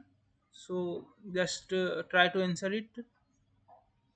Identify the correct statements regarding the sedimentation in real settling basin. For real settling basin, the assumption of ideal discrete particle may not hold true. The real settling basins usually have flocate or type 2 sedimentation.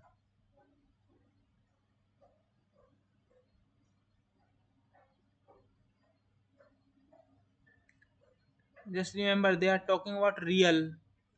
Type 1 is just a assumption thing. We have seen derivation. We have seen that we are assuming things. What we are assuming that particle will settle individually and all this thing.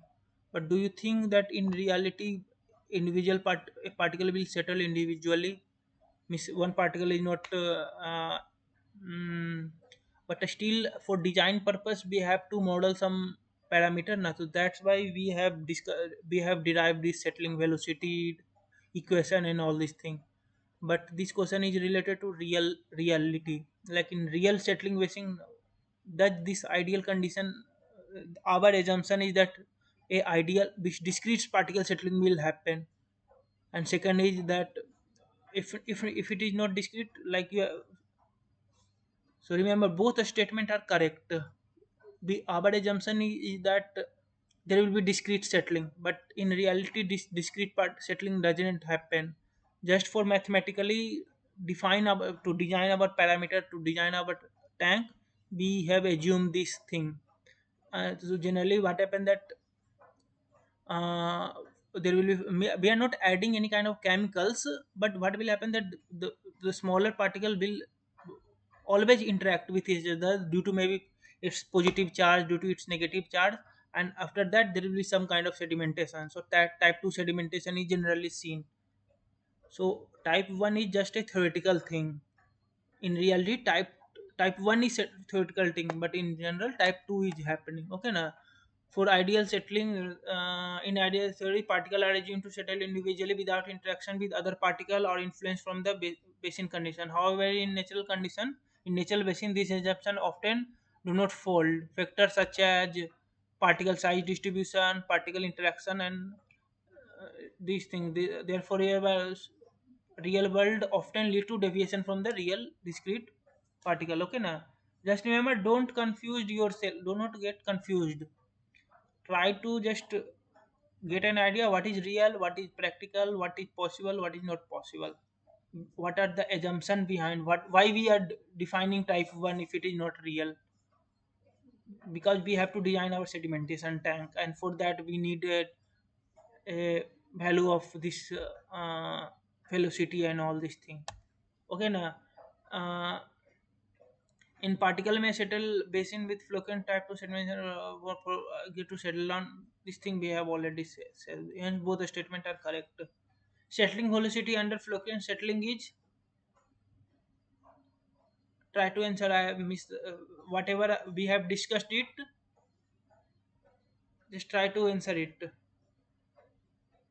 Settling, sorry, settling, very miss, like if you have whatever I have taught you, if you are, if you have understood it, you will be able to answer this question.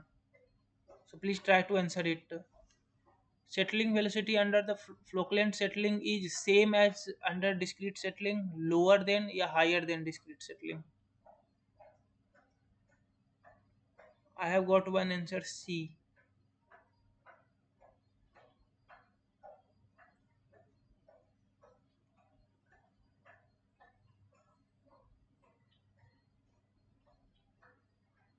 How it can be higher than discrete settling? In discrete, if it is higher than discrete settling, then it would have been settled before suspended particles only. What was the concept behind?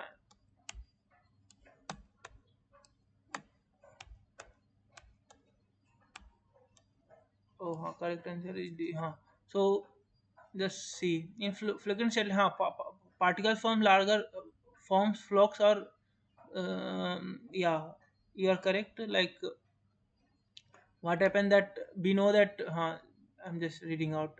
particle forms flocks or aggregate, that the particle have a higher settling velocity than individual. Obviously, if large amount of particles is combining together to form a larger particle, obviously this will have a higher velocity. Increased mass, faster settling rate. Under flocculent settling, the settling rate is generally higher than. So we have only 15 minutes, so I have lots of questions, so I will be in little bit hurry. So if you have any kind of doubt, just this zone located at the bottom of rectangular sedimentation basin is sludge zone. We know that this is our this thing sedimentation tank, and you can see that whatever the sludge will be being, there is a special arrangement that is made sure that only sludge, not no water is passed through this thing. Water will be passing from here only. Okay, then tube and plates. So see, till now we have seen this rectangular. So there are some tube and plate settled compared to conventional settling. Conventionally this rectangular thing, but somewhere this tube, yeah, circular settling is also considered. But if you have gone through the lecture, I have taken the screenshot of your lecture only. Here they have discussed about this plate and tube settlers. Okay na. So water flow through settled tubes or along the slanted plate, and particles settle out in the tube or plate or drift back into the lower portion of the sedimentation basin. Certified water passes through the tubes and between tubes. They are compact, required 60 to 60 65 to 80% of the conventional califa. Also energy inputs are lower due to absence of any mechanical or moving parts. So for more detail, I will request you to look into um, go and look into your lectures. Okay now. So answer is less area and less input energy. Okay now, here it is written less area and less input energy due to mechanical or absence of any mechanical or moving parts. Okay. So generally these are not used because its design and its maintenance is not good. Okay now, high clogging and maintenance is needed. So that's why you can see clog. What happens, and you can see from in this picture that particle may get clogged here, and there is need of always cleaning. So maintenance is very high. We don't want to invest too much. Okay now, so that's why lesser this is not used in spite of lesser area and lower input. One numerical question is there. A itna meter, a 10 meter, a 10 meter long, 18 meter wide, and 1 meter deep grit chamber in treating wastewater flow of 900 meter square is surface loading rate is. They are asking about surface loading rate. Miss what?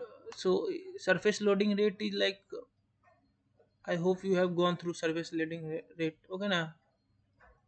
So I have defined something called detention time, like how much time it will invest in, how much time it will uh, hmm, average average time for water stay in the tank is equal to V by Q. Detention time is given by V by Q. Volume of the tank is Q. Volume the V the volume of tank. Q is the flow rate.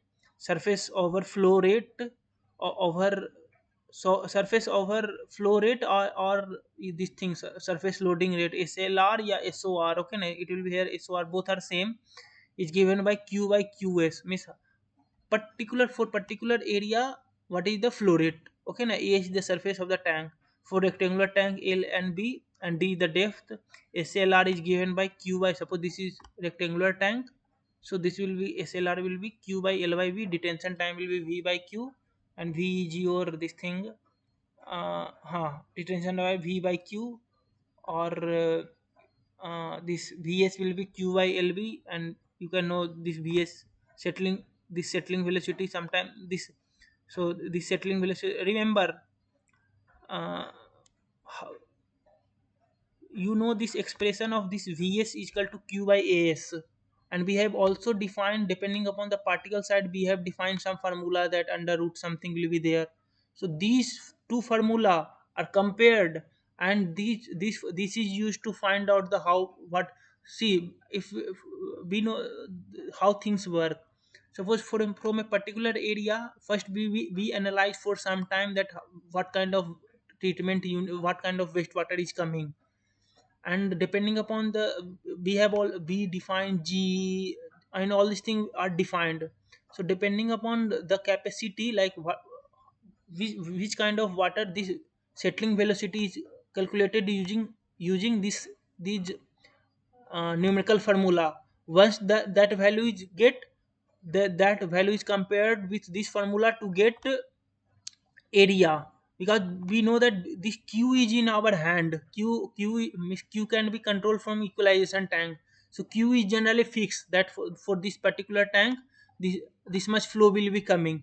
So what we have to find out, we have to find out vs. Once vs is find out, and we know that detention time is will be between sometime between 1 hour to 1 hour to 3 hour. So this t, and once as is known as, AS is known, so we can always hmm, I think something is wrong written here. D by VS. What is D by VS? Something I have written wrong here. Okay, na. D is depth of the tank. Depth by volume. No, no, no, sir. I have written it correctly. So remember this depth, like settling time is how. What is settling time? That how much time is particle taking to settle d depth. Okay, that's why dy settling velocity. So remember, we somehow these things are connected to each other. Did you get it what I am saying, how things are connected? Yes. So I'm not going in detail, but you just get a idea that how things are working, the why it is important to calculate vs.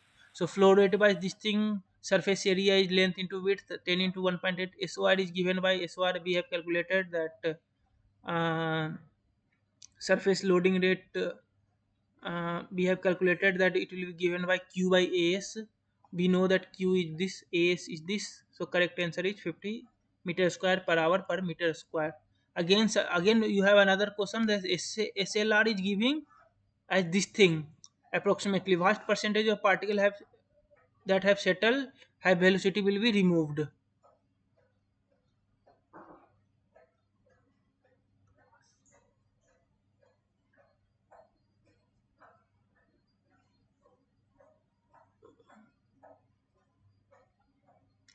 Try to solve it.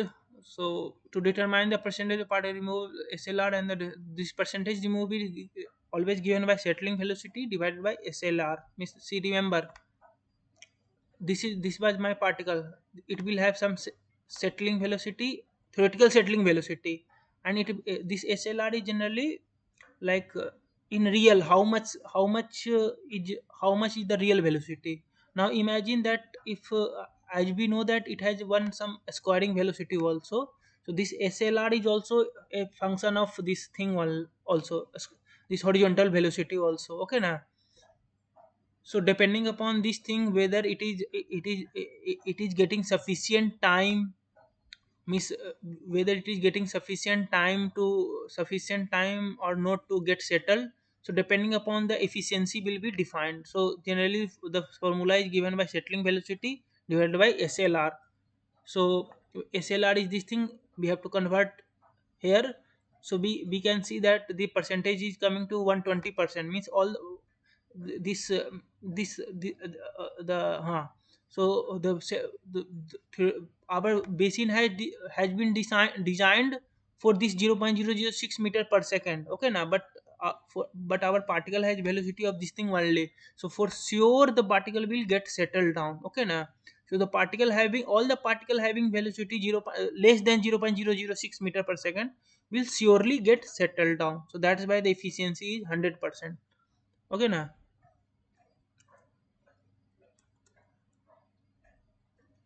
Again, another question. Terminal velocity is this thing. A question related to what I have discussed here. Here you can see they have just changed the density here. Okay, now, and here again we have assumed this terminal velocity, and here the thing was that after calculating Vs, it was already coming less than 1, so there was no need of second assumption. Okay na. So it was already laminar flow, so our assumption was correct. So this, since the launch number is greater than 1, hence our assumption was correct. Vs is 0.009 meter per second. Try to take a screenshot of this question and try to solve it by yourself also.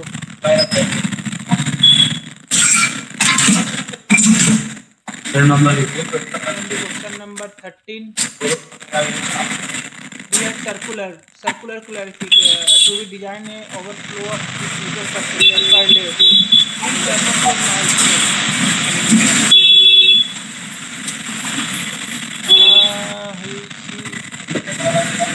mic. Manjusa, please turn off your mic. How to remove somehow?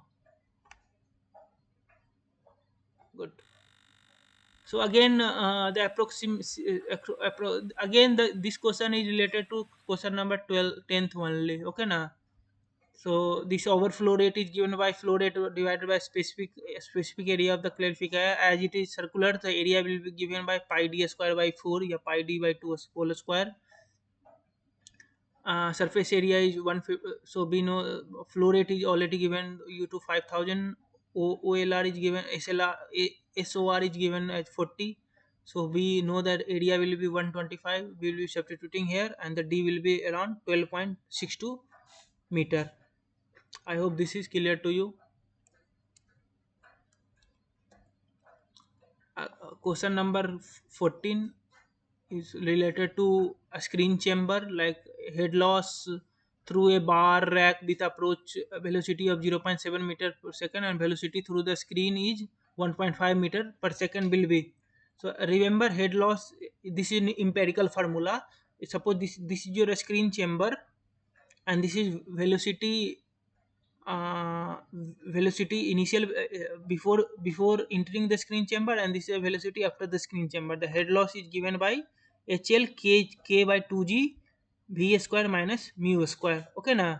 Where this k by 2g is empirically found, and it is 0.0729. Okay, this is empirical formula. There is no I don't remember the derivation, but this is kind of empirical formula only. This k has been defined for this screen chamber and all this thing. Okay na. So head loss can be already given in question that u v is equal to 1.07 and u is 0.7. We can substitute it, and the head loss come out to be 45 mm.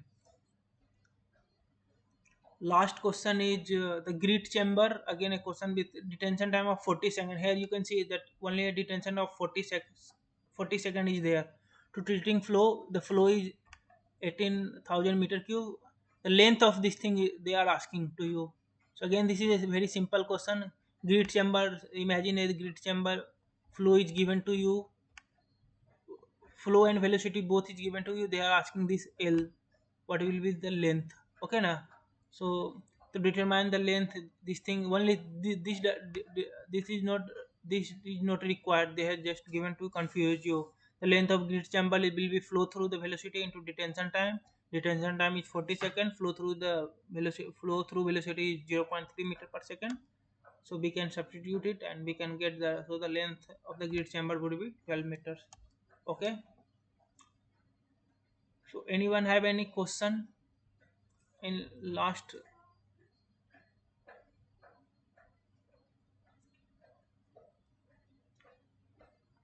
Any kind of question, any kind of doubt you want to ask?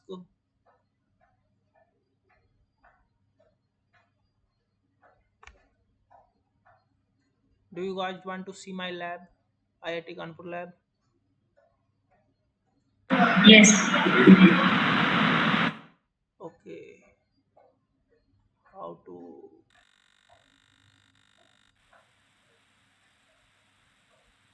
Video setting.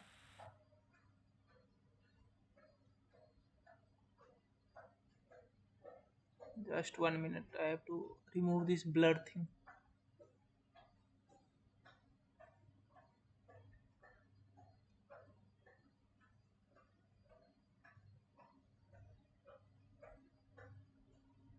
remove all. So are you able to see? Yes. So see, my lab is like I am from my supervisor name is Dr. Avas Singh. So he work in geochemistry. Like our name is Environmental Geochemistry Lab. So we work with four contaminants. One group is working in arsenic removal, arsenic treatment. One group is working on fluoride treatment. One group is working on chromium treatment, and one group is working on uranium treatment. Okay, now uranium. So if some there means in Kanpur we have found some places where some places are affected by arsenic, some places are affected by fluoride, some places are affected by uranium, some places are affected by chromium. So so there are around how many say 8 members are there. Everyone has been given some task, and we are two PhD students are there, three MTech students are there, and one master postdoc students are there. So you can see I'm not going. So so this is our lab. So each person is assigned some particular table, like, and they have their own equipment. So I don't know how to show you. Just let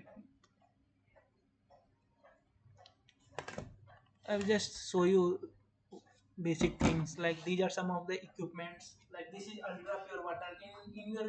Maybe in your you might be heard. Have you heard of ultra pure water?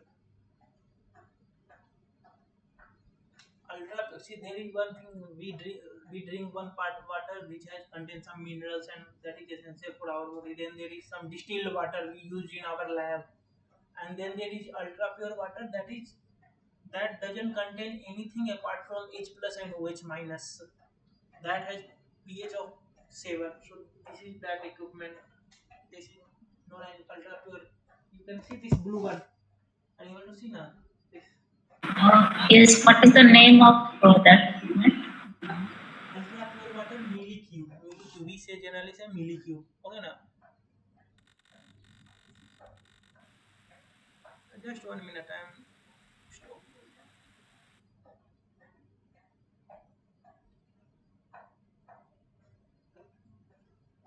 Hmm. Then from there we have this digestion. Like suppose we have collected some solid from some we have collected some solid from any field, and we want to see what kind of minerals are there in. So we digest it by adding some acid and all these things. We digest it, and then there is some instrument known as ICPMS.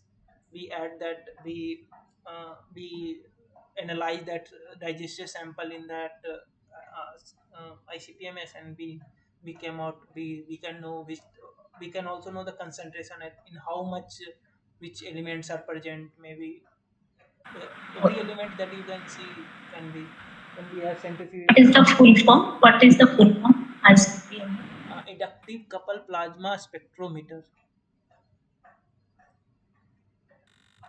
IC inductive couple plasma. I just search ICPMS. And ICPMS will only give you the cations part, like elemental concentration, sodium, calcium, magnesium. Then again we have another instrument. You can see the whose desktop is on. There is you can see that the desktop is on of. Are you able to see? Yes. Yes. That is known as ion chromatography. So that will give that can be also used to measure cation and anion both part. But in our lab we generally use um, that I use we use that instrument for no anion part, like what is sulfate concentration, chloride concentration, fluoride concentration, nitrate concentration, phosphate concentration. And again these are some of the like these are bottles to store some of reagents, like this is storing 1% HNO3. Oh, this is opposite, but this is 1% HNO3. We have this type of tubes to store. This is known as centrifugation tube. So this is used to store solid. Join in actually it's already 8 p.m.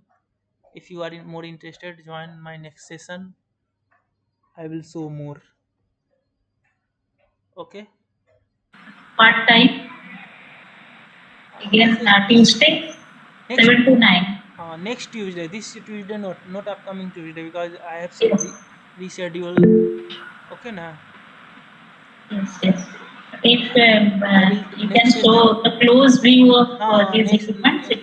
next week on the upcoming slide. I will arrange something so that I can go everywhere, because this is my laptop. Yes, Carrying laptop yes, will be yes. difficult. Okay, so I hope everything you have understood everything, and that's all for today. I'm ending the session. Okay. Okay, thank you.